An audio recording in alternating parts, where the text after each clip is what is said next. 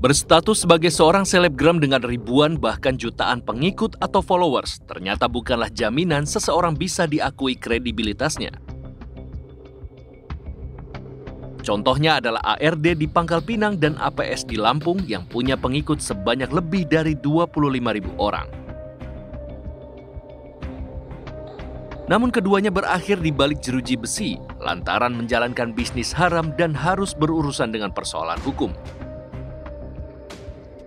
Kita menjaga narkoba dan alam ini alam bersih dan Tentu kita juga masih ingat dengan sosok yang satu ini.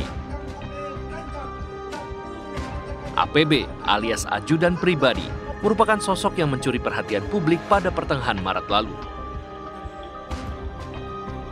Bukan tanpa sebab, selebgram yang mempunyai followers sebanyak 1 juta orang ini melakukan penggelapan dana jual beli mobil fiktif dari seorang korban asal Jakarta dengan total kerugian mencapai miliaran rupiah.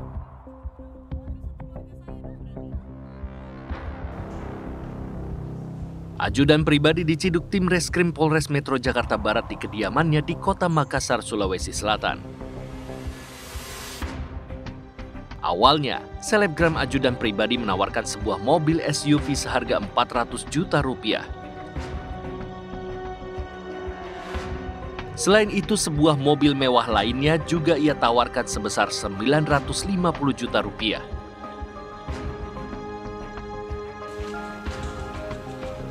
Tawaran yang jauh di bawah harga pasaran mobil kelas atas tersebut akhirnya memakan korban.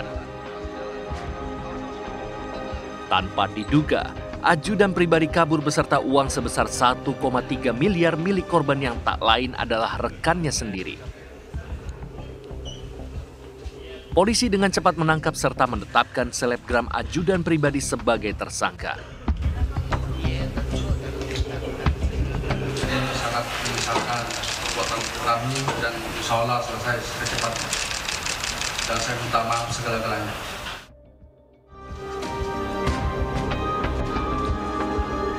Meski berakhir damai pada awal Mei lalu dengan dicabutnya laporan oleh korban, namun tetap saja nama ajudan pribadi sebagai seorang selebgram sudah kadung tercoreng. Karirnya sebagai publik figur pun musnah lantaran harus mempertanggungjawabkan perbuatannya. Kasus hukum yang dihadapi para selebgram ini bukanlah perkara hukum yang ringan. Ada yang terlibat tindak pidana perdagangan orang. Ada yang terlibat bisnis narkoba jaringan internasional. Ada pula yang terlibat penipuan jual beli kendaraan. Lantas apa yang membuat para pesohor ini akhirnya terjerumus ke dalam aksi kriminal? Kriminolog Universitas Budi Luhur Nadia Utami Larasati menyatakan bahwa salah satu faktornya ialah karena gaya hidup.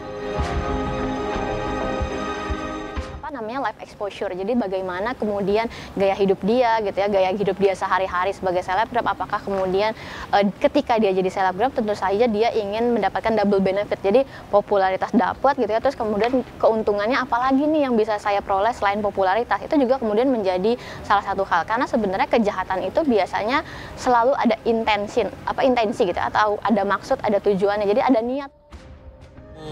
kato-kato.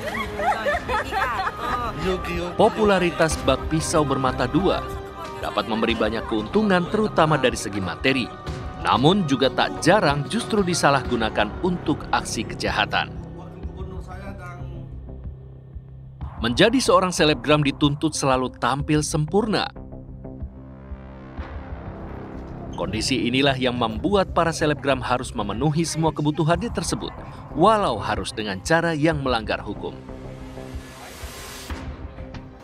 Jadi memang popularitas ini harus hati-hati gitu ya, bagaimana kita melihatnya, dan sebenarnya ini kuncinya adalah di selebgram itu sendiri, sejauh mana mereka kemudian mau memanfaatkan popularitas ini, dan tujuan awal mereka kemudian ketika melakukan posting gitu ya, apa sih sebenarnya yang mereka mau capai. Kalau misalnya tujuan akhirnya memang hanya materi, ada kemungkinan atau besar kemungkinan mereka bisa saja melakukan hal-hal negatif, karena materi itu kan bisa didapat dari mana aja ya, baik positif maupun negatif gitu.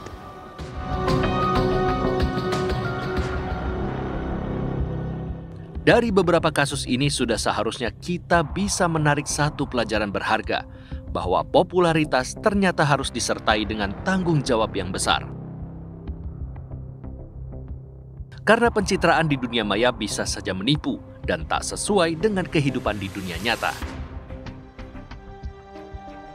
Untuk itu kita harus selalu waspada agar tidak ikut terbawa arus budaya massa hingga tanpa sadar tertipu dan menjadi korban atau malah menjadi pelaku kejahatan. Dari Jakarta, Salsabila Al-Katiri, Ricky Rusdiana untuk CSI RTV.